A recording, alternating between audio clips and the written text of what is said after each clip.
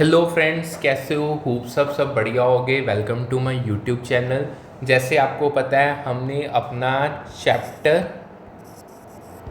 Number 4 जो determinants का chapter है उसको हमने स्टार्ट किया है। ठीक है जी। इसमें हमने अपनी एक्सरसाइज नंबर 4A स्टार्ट की हुई है।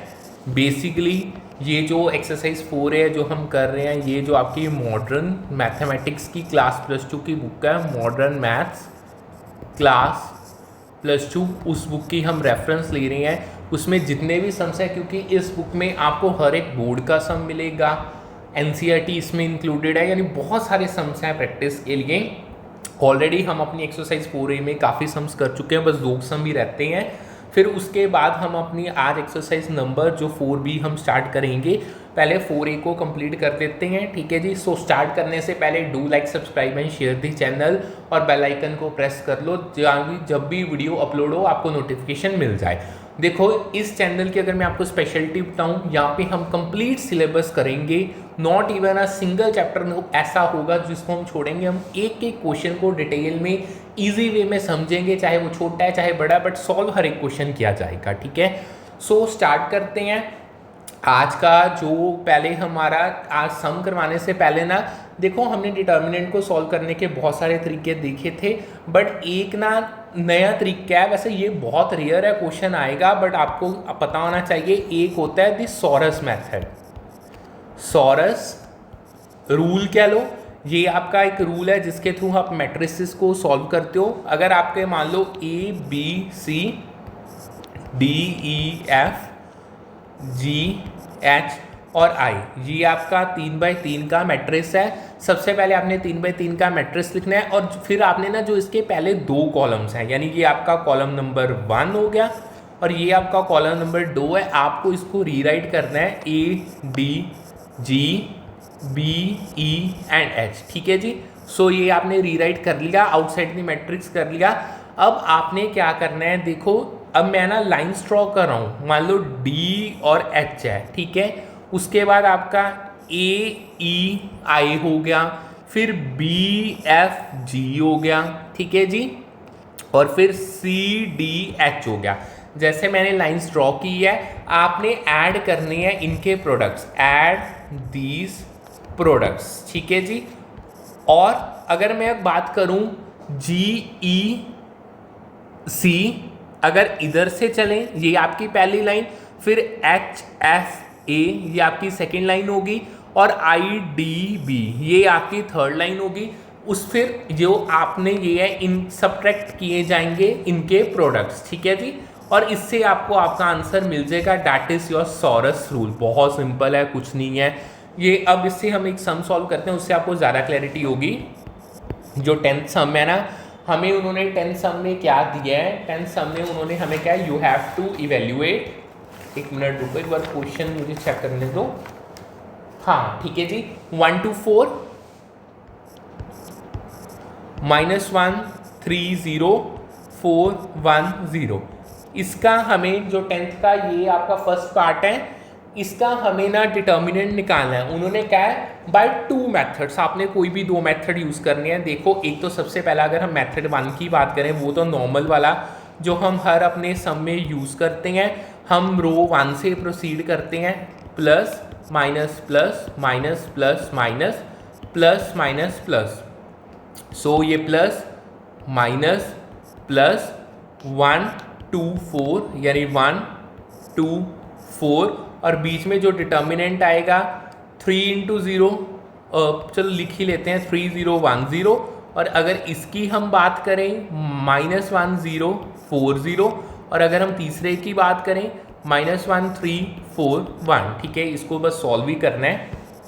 ये 1 3 × 0 0 -0 -2, ये माइनस आपका 0 ही कर लो, -0 +4 -1 -4 3 12। ठीक है जी। 1 × 0 0 हो गया, -2 × 0 ये भी 0 हो गया, +4 ये आपका -13। और इन शॉर्ट अगर हम -13 को 4 के साथ मल्टीप्लाई करें तो -52। ठीक है जी। ये आपका फर्स्ट मेथड के अकॉर्डिंग तो हमने कर लिया है सॉल्व। अब हम दोबारा से स्टेटमेंट लिखते हैं। अब हम लगाते हैं दी सॉरस रूल। सॉरस रूल जो हमारा सेकंड मेथड है, उन्होंने आपको कहा था कोई भी दो मेथड से आपने सम को सॉल्व करना है। 1 2 4 -1 3 0 4 1 एंड 0। ठीक है जी। अब इसमें अगर सॉरस रूल लगाना है, मैंने आपको ऑलरेडी बताया क्या करो, जो पहले दो कॉलम है उनको एज सच लिख लो, 1 2 -1 3 4 और 1। ठीक है जी। अब आपने मल्टीप्लाई, देखो सबसे पहले ना जो डाउन्स है, जो आपकी एरो नीचे को आ रही है, हम जो डाउन्स हैं उनको फाइंड आउट करते हैं। मैंने ऑलरेडी आपको बताया सबसे पहला आपका डाउन होगा 1 3 0 का, यानी 1 मल्टीप्लाई बाई 3 मल्टीप्लाई बाई 0, फिर उसमें हम प्लस करेंगे अगले को 2 0 4 को, यानी 2 इंटू 0 इंटू 4, फिर आगे प्लस होगा तीसरे वाला 4 -1 इंटू 1 वाला, 4 इंटू -1 इंटू 1। ठीक है जी। और इसको हम सॉल्व कर दो, ये आपका आ जाएगा 1 3 इंटू 0 0, ये भी आपका 0 ही हो गया, ये आ जाएगा आपका इन शॉर्ट -4। सो इसका फर्स्ट का आपके पास -4 आंसर आ गया। ठीक है। अब हम अपने अप्स को देखते हैं। ठीक है जी। जो आपके अप्स होंगे, अप्स आपके स्टार्ट होंगे यहाँ से 4 3 4, यानी 4 इंटू 3 इंटू 4। ठीक है। इसमें से हम प्लस करेंगे अपना 1 0 1, यानी 1 इंटू 0 इंटू 1, और जो आगे आएगा डैट इज 0 इंटू -1 इंटू 2। ठीक है। ये ऊपर वाला 0 इंटू -1 इंटू 2। इन शॉर्ट अगर हम बात करें 4 इंटू 3 इंटू 4, ये आपका 48 हो गया, ये तो 0 ही होगा और ये भी आपका 0 होगा। सो इसका आंसर आ गया 48। अब हमने जो फॉर्मूला क्या था, डाउन में से अप्स को करना है माइनस। सो डाउन्स कितने हैं आपने -4, अप्स कितने हैं -48, इन शॉर्ट -50। सो आप चेक कर सकते हो, बिल्कुल ठीक है, पहले में भी हमारा -52 आया, अब भी -52 आया। सो इसके साथ 10th का जो फर्स्ट पार्ट है वो होता है सॉल्व। अब हम चलते हैं सेकेंड पार्ट पे। सेकेंड पार्ट बिल्कुल सिमिलर है, 0 2 0 2 3 4 4 5 और 6। इसका डिटर्मिनेंट वही दो मेथड से निकालना है। R1 ही ले लेते हैं सबसे पहले, तो प्लस माइनस प्लस 0 2 0। देखो चाहे एक बार, चलो मैं लिख देता हूँ, जब आपका बाहर 0 आ जाता है ना, उसको तो आपको सॉल्व करने की ज़रूरत भी नहीं है। 3 4 5 6, यहाँ पे आपका 2 4 4 6, और इधर आपका 2 3 4 एंड 5। ठीक है। सो अंदर डिटर्मिनेंट 6 3 18 -5 4 20, ये -2 6 2 12 -4 4 16 प्लस 0 5 2 10 -4 3 12। इन शॉर्ट ये तो 0 ही आ गया। इसको सॉल्व कर लेते हैं, ये आपका -4, ये भी आपका 0 ही आ गया। सो इसको अगर हम सॉल्व करें, ये आपका 4 2 8 प्लस का 8 होगा। अब वही सेकेंड रूल लगाते हैं, दी सॉरस रूल। दी सॉरस रूल। सो एक बार स्टेटमेंट लिख लेते हैं, थोड़ा सा 0 2 0 2 3 4 4 5 एंड 6। ठीक है। अब जो पहले दो कॉलम है उनको बाहर लिख लो, 2 2 3 4 एंड 5। ठीक है। सॉरस रूल लगाना है, ऐसे करते हैं ना, मैं आपको ना कलर्स लगाता हूँ, उससे ईजी रहेगा। सबसे पहले हमने ना अपने डाउन्स को फाइंड आउट करना है। डाउन्स जो नीचे को एरोस आ रही हैं, सबसे पहली कौन सी आएगी, सबसे पहले आएगी आपकी 0 3 6। ठीक है। ये वाली 0 इंटू 3 इंटू 6। ठीक है। प्लस फिर जो नेक्स्ट आएगी वो आएगी आपकी 2 4 4, 2 इंटू 4 इंटू 4। ठीक है जी। फिर जो तीसरी आएगी, तीसरी आपकी आएगी 0 2 5 वाली, 0 इंटू 2 इंटू 5। ठीक है। ये तो पहला 0 ही आ गया, ये आपका 4 2 8 8 4 आपका 32 आ गया, और ये तीसरा भी 0। इन शॉर्ट इसका आंसर आपके पास 32 आ गया। अब हम अपने अप्स को देखते हैं। सो सिमिलर में अगर आपको आपके अप्स को बताऊं, उसको हम अलग कलर में ले लेते हैं। यानी जो सबसे पहला आपका अप आएगा वो आएगा 430 का, ठीक है जी। 43 ये रहा आपका फर्स्ट, 4 इंटू 3 इंटू 0। माइट भी आपको ये विजिबल होगा इसमें कलर का, एक मिनट रुको देखें तो। अगर हम अपना कलर की ऑप्शन ना, चलो कोई बात नहीं, एडजस्ट करो इतना सा तो आप। ग्रीन कलर ठीक है, कोई नहीं, दिख ही रहा है। अब जो नेक्स्ट आएगा 430 के बाद आपका 540 का, 5 इंटू 4 इंटू 0। और जो तीसरा आएगा, तीसरा आपका 622 का, 622 का, ठीक है। ओहो यहाँ पे ना रब कर दें, यहाँ पे 622, 6 इंटू 2 इंटू 2, इसको सॉल्व कर लो। यानी ये तो 0 ही हो गया, ये भी 0 हो गया। 6 to 12, 12 2 24। सो इन शॉर्ट जो इसका आंसर आएगा वो आएगा 24। और जो हमारा रिजल्ट है, रिजल्ट बहुत सिंपल है। करना है क्या है, डाउन में से अप शो करना है माइनस।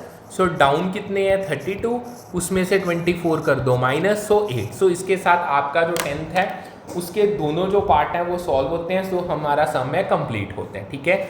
अब हम अपने लास्ट सम पे चलेंगे। इस एक्सरसाइज का जो लास्ट सम है 13th, देखो बेहद सिंपल है।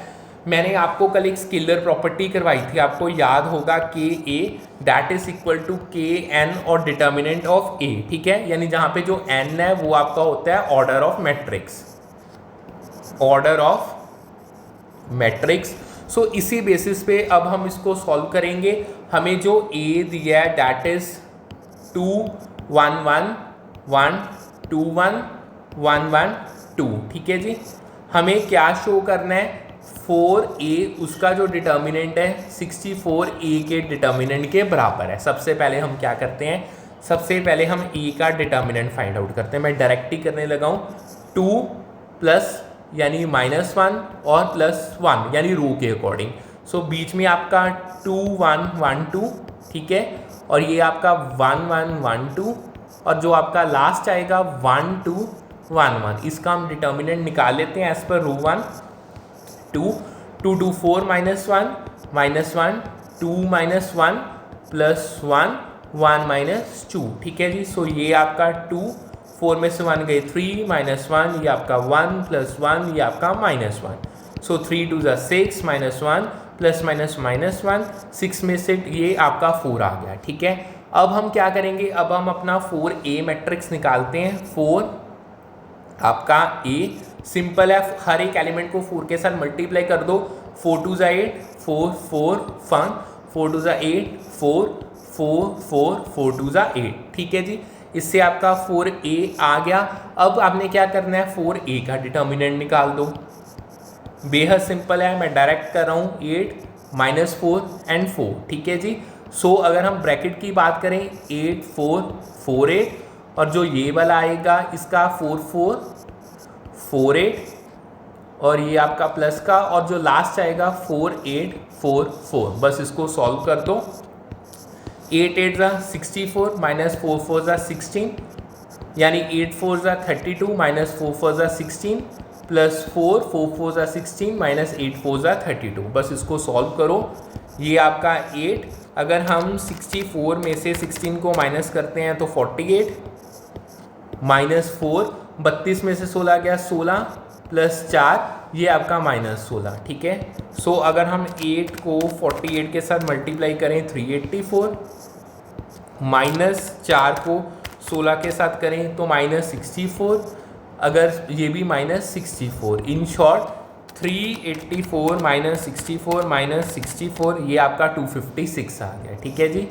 सो अब हमें प्रूफ क्या करना था, हमें 4a का जो डिटर्मिनेंट है वो 64a के डिटर्मिनेंट के प्रूफ करना था। देखो इन शॉर्ट अगर बात करें जो 256 है, मैं 256 को 64 × 4 लिख सकता हूँ, कोई फ़र्क पड़ेगा ना, बिल्कुल आराम से हम इसको लिख सकते हैं। यही हमें प्रूफ करना था। इन शॉर्ट आपका जो 256 है वो 256 के बराबर हो गया, हैंस प्रूफ। इससे आपका जो ये क्वेश्चन है वो सॉल्व हो गया, ठीक है जी।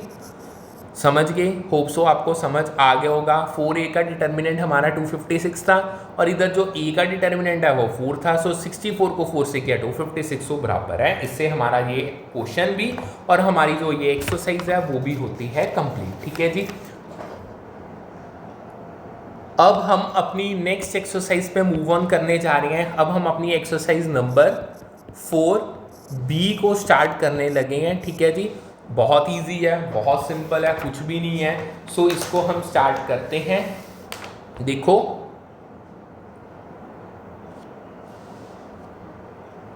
अब इसको स्टार्ट करने से पहले मैं आपको सबसे पहले देखो एक प्रॉपर्टी है, यानी वैसे तो आपको पता ही है, एक बार फिर बता देता हूं। मैट्रिक्स स्केलिंग रूल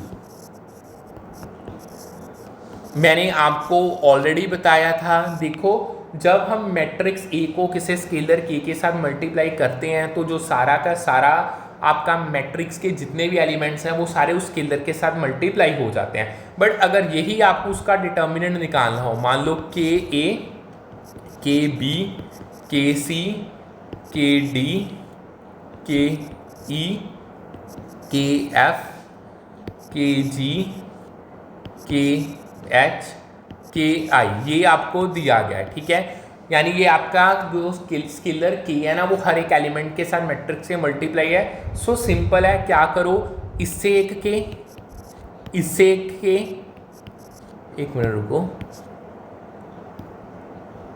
के जी, हाँ, एक इसका के और एक इसका के, यानी तीनों को मल्टीप्लाई कर दो। ये आपका क्या बन गया, ये आपका क्यूब बन गया। ठीक है।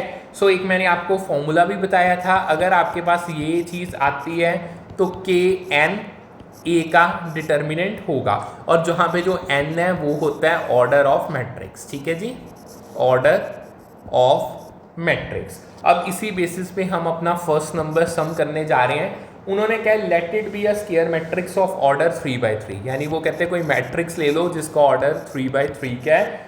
देन के ए इज इक्वल टू के ए, ट्रू और फॉल्स, बस इसको उन्होंने कहा ये ट्रू है या फॉल्स है।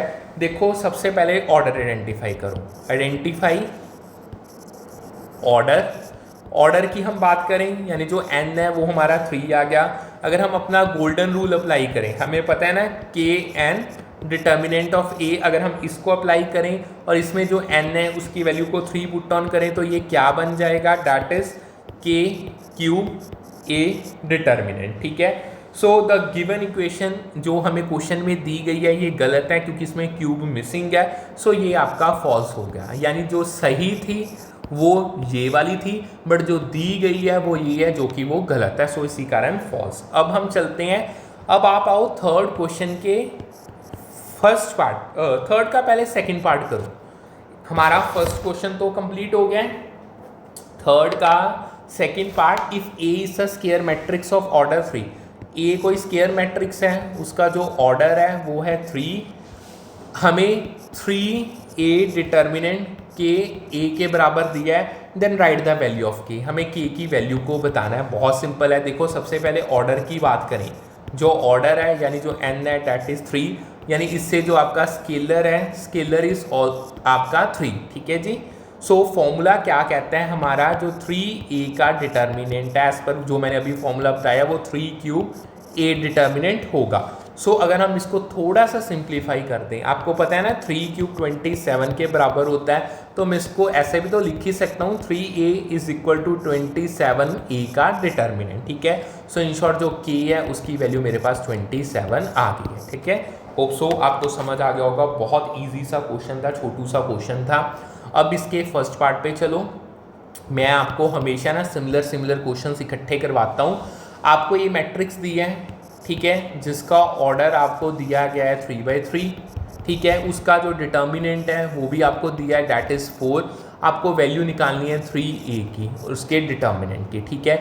हमें n कितना दिया है 3, हमें a का डिटर्मिनेंट कितना दिया है 4। ठीक है। जो 3a है उस पर अगर हम आइडेंटिटी लगाएं वो आपका 3n/a डिटर्मिनेंट होता है। सो n की अगर मैं वैल्यू पुट कर दूं, आपका a determinant in short 3 cube मतलब 27 और a की वैल्यू कितनी है 4। सो 27 इंटू 4 कर दो 108, यानी इससे आपका फर्स्ट पार्ट भी सॉल्व हो गया। अब इसके थर्ड पार्ट पे चलो। सेम सम उसका जो थर्ड पार्ट है, थर्ड पार्ट में आपको ए जो मैट्रिक्स दिया है 1 2 4 एंड 2 का दिया है, ठीक है जी। हमें शो करना है 2a is equal to 4a, इसको शो करना है। सबसे पहले तो a डिटर्मिनेंट फाइंड करो, that is 2 into 1 minus 2 into 4, ठीक है। 2 माइनस 4 2 8, यानी ये -6 आ गया, ठीक है। यहाँ तक कोई डाउट? अब हम अपना 2a मैट्रिक्स क्रिएट करते हैं, यानी हर एक एलिमेंट को 2 के साथ मल्टीप्लाई कर दो, ठीक है। ये आपका 2a का मैट्रिक्स बन गया।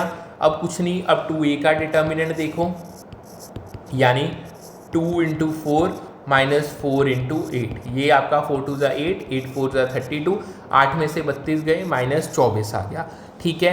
अब आपने दोनों साइड चेक कर लो। अगर हम 2a के डिटर्मिनेंट की बात करें वो है -24, अगर हम 4a की बात करें, 4 को a डिटर्मिनेंट की माइनस करें तो -24, हैंस प्रूफ, ठीक है।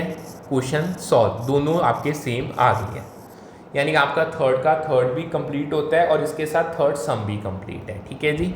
अब आगे चलते हैं। अब एक रूल समझना पड़ेगा आपको अगले सम्स के, एक ना आइडेंटिकल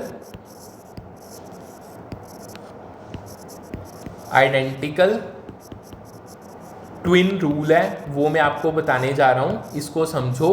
देखो, अगर कोई दो रोज या कॉलम डिटर्मिनेंट में वो एग्जैक्टली आइडेंटिकल हैं या प्रोपोर्शनल है, तो जो वैल्यू डिटर्मिनेंट की होती है ना वो आपकी ज़ीरो होगी। सिंपल चीज़ है। For example A B C X Y Z, ये आपको दिया है। अब इसमें रो 1 और जो आपकी रो 2 है ये बिल्कुल सेम है, यानी R1 is equal to R2, ये आइडेंटिकल कह लो या प्रोपोर्शनल कह लो, तो देयरफॉर जो इसकी वैल्यू होगी ना, यानी जो डिटर्मिनेंट की वैल्यू है वो 0 होगी, ठीक है। ये आपकी पहली आइडेंटिटी है। अब इसके बेसिस पे आओ अपना 6th क्वेश्चन देखो। क्वेश्चन नंबर 6 आपको दिया है, show that x is equal to 1 is a root of the equation.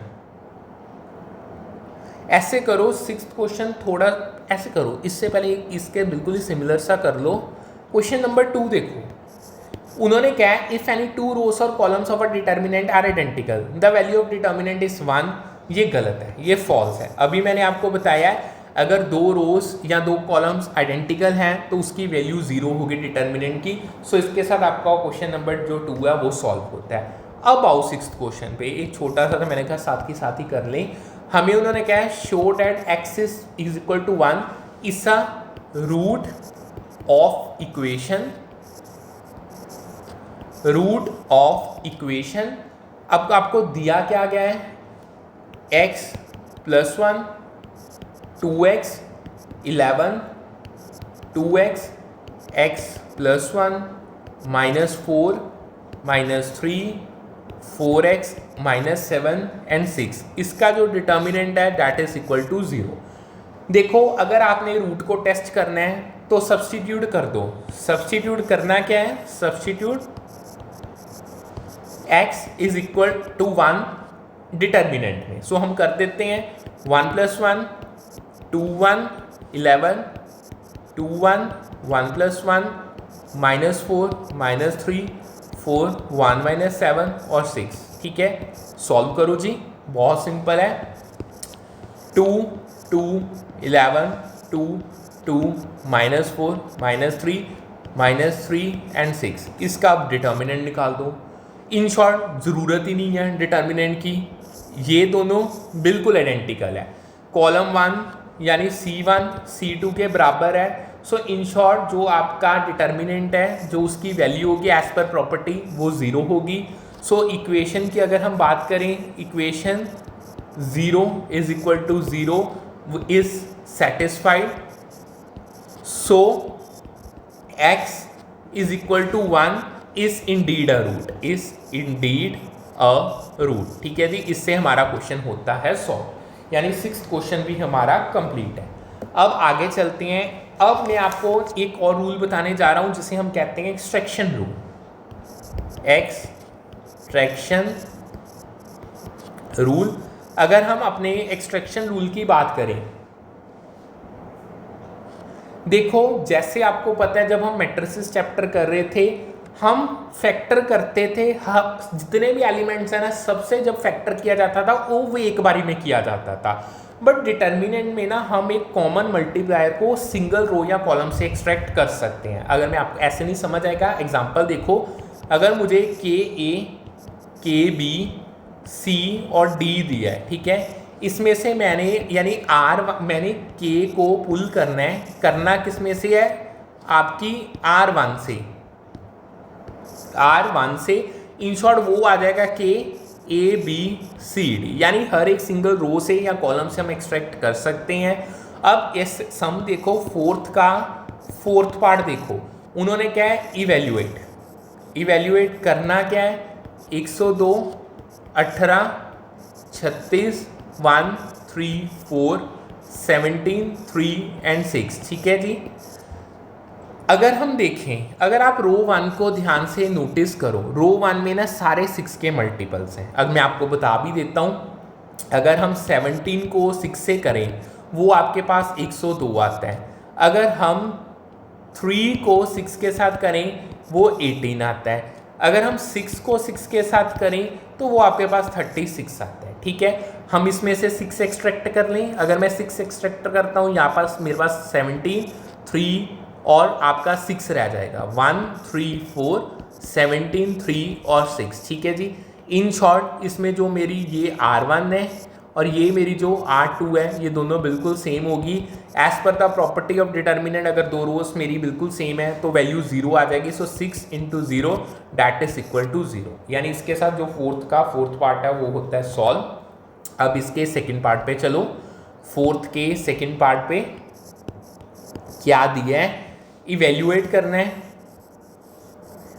है क्या है, 2, 2, 2 ABC, ABC, BCA, CAB, ठीक है, इसको करना है, बेहद सिंपल है। आपको अगर आपने ध्यान से देखा होगा, देखो आपको ये तो पता है ना, ABC is equal to BCA is equal to CAB, जौन सा मर्जी ले लो आंसर तो सेम ही रहना ना।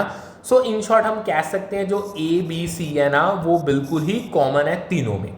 हम क्या करते हैं, सबसे पहले जो हमारा, अगर हम कॉलम नंबर 1 की बात करें, C1 से हम अपना 2 और जो हमारा C3 है उससे अपना ABC, इसको हम कर लेते हैं एक्सट्रैक्ट करने से क्या होगा, अगर मैं 2 निकालता हूँ 2 बाहर आ जाएगा, इनटू मैंने एक ABC निकाल लिया, जो मेरा फर्स्ट था 1, 1, 1 रह गया, ये एज सच आ गया और इधर भी 1, 1, 1 रह गया, ठीक है। सो इससे आपका जो C1 और C3 है वो बराबर हो गए, ये इसके एज पर आइडेंटिटी ये 0 हो जाएंगे। सो 2 × ABC × 0, हैंस इसका आंसर 0 आ जाएगा। सो इससे फोर्थ का जो सेकेंड पार्ट है वो भी होता है सॉल्व। होप सो आपको समझ आ गया होगा।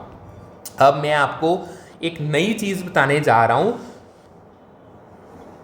देखो जब भी डिटर्मिनेंट आते हैं ना, अगर हम उसमें ना एक चीज हम कर सकते हैं, हम ऐड और सब्ट्रैक्ट कर सकते हैं मल्टीपल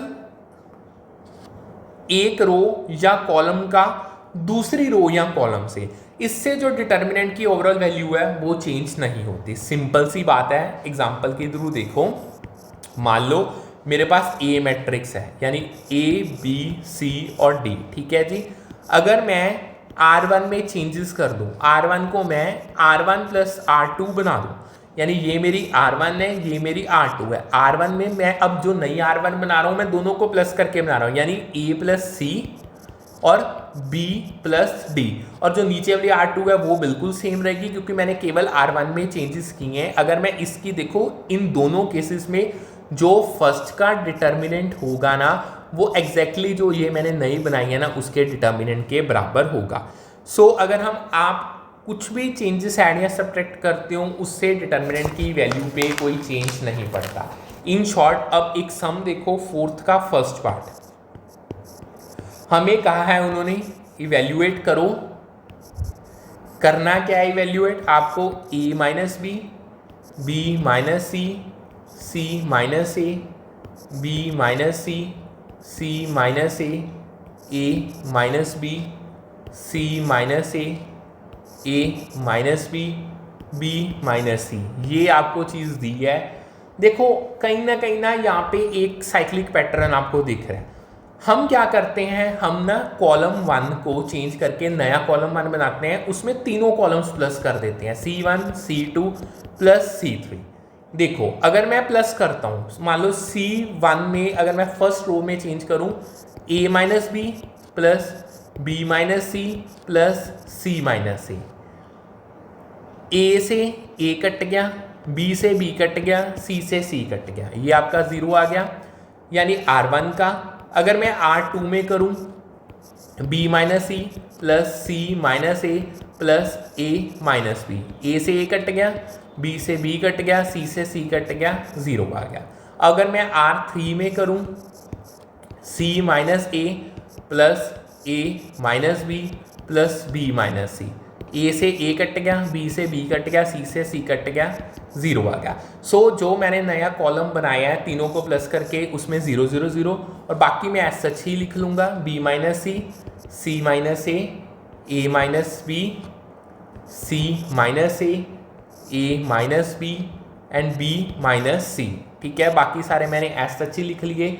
अब देखो अगर यहाँ पे एक प्रॉपर्टी है, अगर कोई एंटायर कॉलम या जो रो 0 आ जाती है ना, जैसे इस केस में आपके एंटायर कॉलम 0 आ गया, तो जो वैल्यू होती है ना डिटर्मिनेंट की वो 0 बन जाती है। ये आपकी सेकंड प्रॉपर्टी थी जो आपने याद रखनी है। ठीक है जी, अब हम चलते हैं थर्ड पार्ट पे। थर्ड पार्ट पे उन्होंने हमें क्या दिया है, इवेल्युएट करना है। करना क्या है, x plus Y, y plus z plus x, z x y 1 1 1। ठीक है, इसको इवेल्युएट करना है।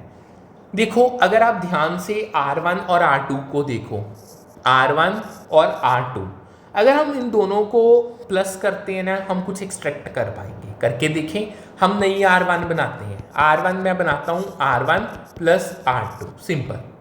अगर मैं R1 में पहले इन दोनों को प्लस कर दूँ x plus Y plus Z, अगर मैं इन दोनों को करूँ ये भी मेरा x plus Y plus Z, अगर मैं इन दोनों को करूँ x plus Y plus Z. ठीक है, और बाकी मैं एज सच ही लिख लेता हूँ 1 1 1। ठीक है जी, अब आ गया ना कॉमन। अब हम क्या करते हैं, x plus Y plus Z को बाहर निकाल लेते हैं। यहाँ पे 1 1 1 z x y 1 1 1। ठीक है, अब जो हमारी रो 1 है और जो रो 3 है वो सेम आ गई। सो इनसे इसकी वैल्यू हमारी 0 हो जाएगी एज पर प्रॉपर्टी। सो अगर हम इसको 0 से मल्टीप्लाई करेंगे तो आपका आंसर 0 ही आएगा। सो इसके साथ फोर्थ का थर्ड पार्ट भी कंप्लीट होता है और हमारा फोर्थ सम भी कंप्लीट होता है।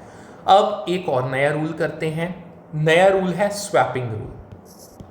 स्वैपिंग रूल, अगर हम स्वैपिंग रूल की बात करें, बहुत सिंपल है। देखो अगर हम स्वैप करते हैं पोजीशन कोई भी दो एडजेसेंट रोज की या कॉलम्स की, जो डिटर्मिनेंट है ना उसका साइन फ्लिप हो जाता है या वो -1 से मल्टीप्लाई हो जाता है। सिंपल सी बात है, ये मेरे पास ए बी है। ठीक है, अगर मैं इसको स्वैप करता हूँ, ठीक है, मैंने इसको स्वैप किया, इन शॉर्ट मैंने इसको बी ए बना दिया, तो जो मेरा आंसर है ना डिटर्मिनेंट का वो माइनस से मल्टीप्लाई हो जाएगा।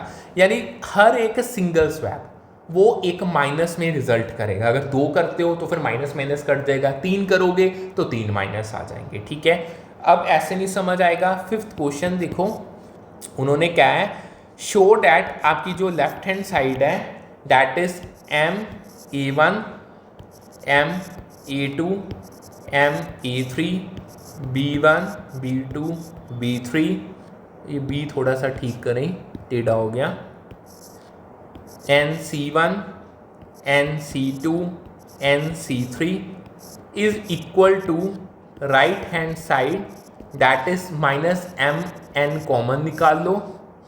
नहीं, ऐसे यहाँ पे पूरा नहीं आएगा,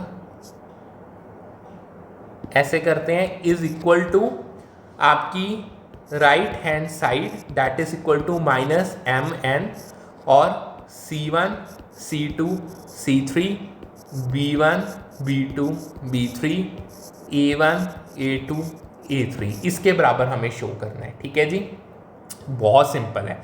हम सबसे पहले ना एक्सट्रैक्शन करते हैं। हम m जो m है उसको C1 से निकाल लेते हैं और जो n है उसको C3 से निकालते हैं। पहले इतना काम करते हैं।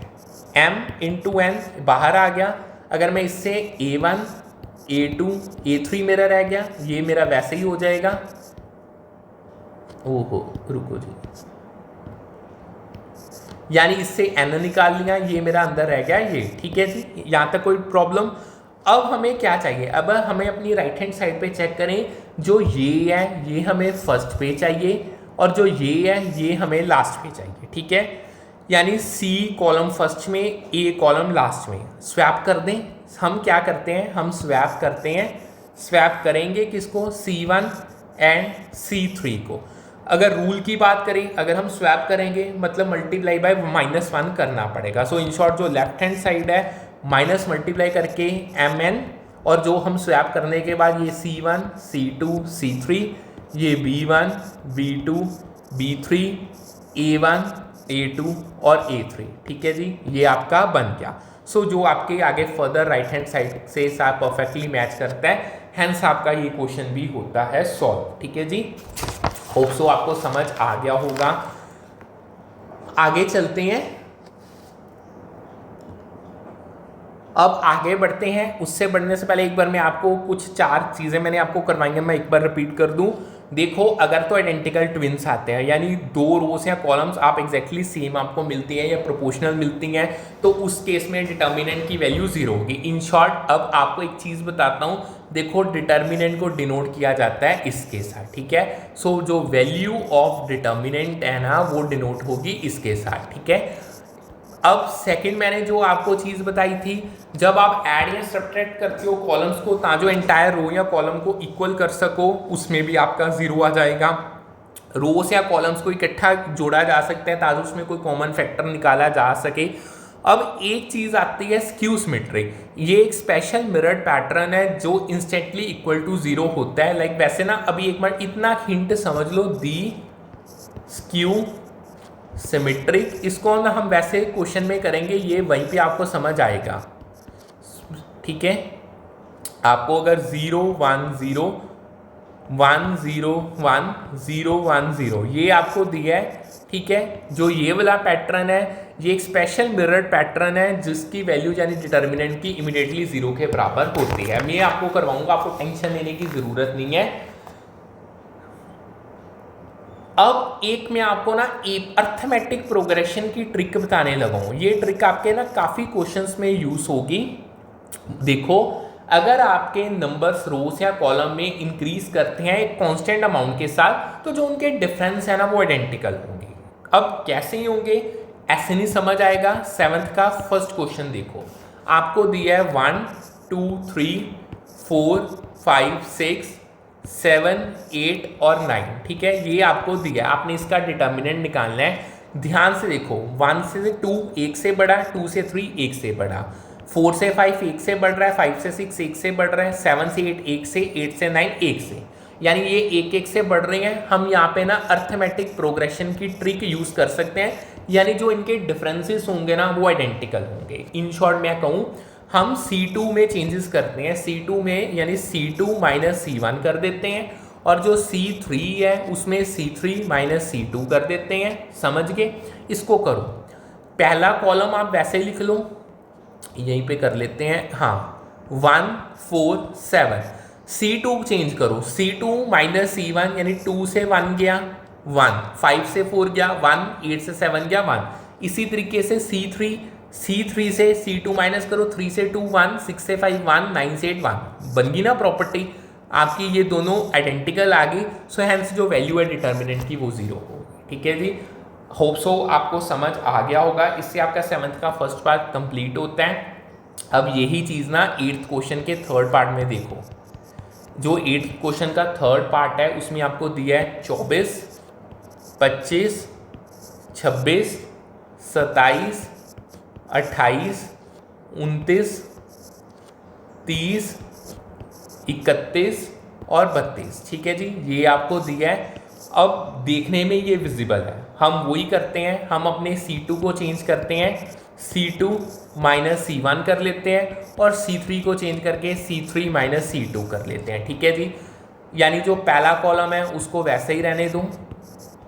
हम 25 में से 24 1, 28 में से 27 1, 31 में से 30 1, अगर हम इसमें से 26 में 25 1, 29 में से 28 1, 32 में से 31 1। ठीक है जी, सो इन शॉर्ट दो रोस आपकी ये दो कॉलम्स आपके आइडेंटिकल आ गए, यानी जो C2 है C3 के बराबर है। सो जो डिटर्मिनेंट की वैल्यू है वो 0 हो जाएगी।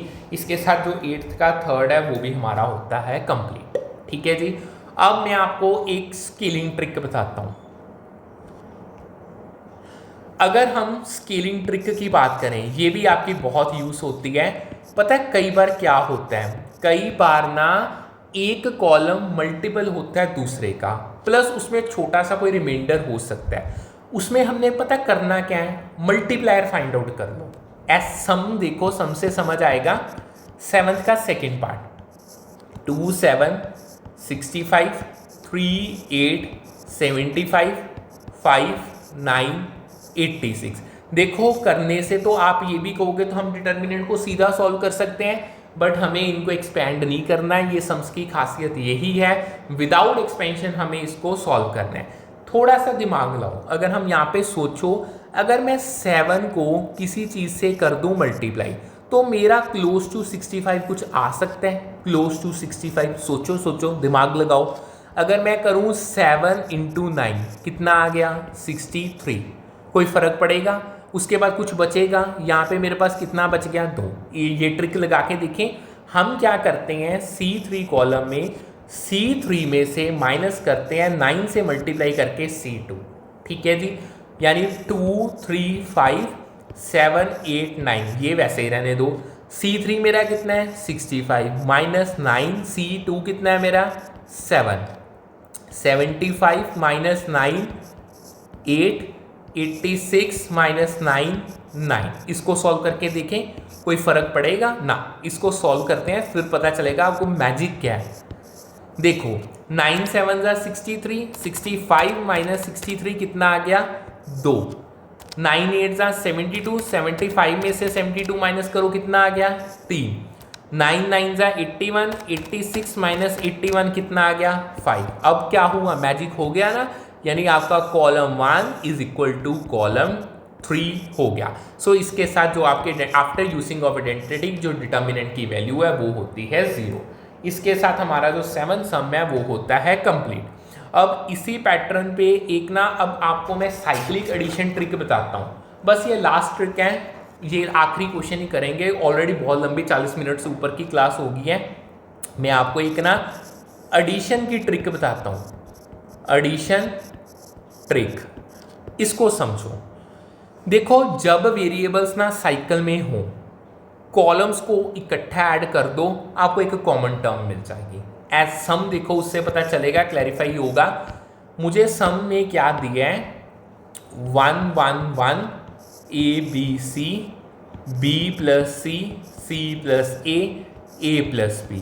इसका मुझे डिटर्मिनेंट फाइंड करना है। अगर मैं प्लस कर दूँ C3 is equal to C3 plus मैं C2 कर दूँ, बेसिकली मुझे A B और C ये मुझे सर्कल चाहिए। ये मेरी साइक्लिक एडिशन पॉसिबल मैं कर ही सकता हूँ, कितनी बड़ी बात है, करके देख लो। 1 1 1 ABC ऐसे रहने दो। अगर हम इसमें प्लस करें, ये A plus B plus C, A plus B plus C, A plus B plus C। ठीक है, कॉमन टर्म मिल गई। A plus B plus C को बाहर निकाल लो। सो 1 1 1 ABC 0, यहाँ पे 1 1 1। ठीक है जी, 1 1 1। सो यहाँ पे क्या हुआ, कॉलम 1 मेरा column C1 is equal to C3। So in short इससे मेरी जो डिटर्मिनेंट है उसकी वैल्यू 0 आ गई है। सो इसके साथ मेरा 8th का फर्स्ट पार्ट भी होता है कंप्लीट। सो होप सो आपको जितना करवाया उतना अच्छे से समझ आ गया होगा। इसकी PDF आपको टेलीग्राम चैनल पे मिल जाएगी, जिसका लिंक YouTube डिस्क्रिप्शन में अवेलेबल है। सो करते हैं आज का सेशन वाइंड अप करने से पहले do like, subscribe and share the channel. फिर मिलते हैं with a new session with a new set of topics. Thank you.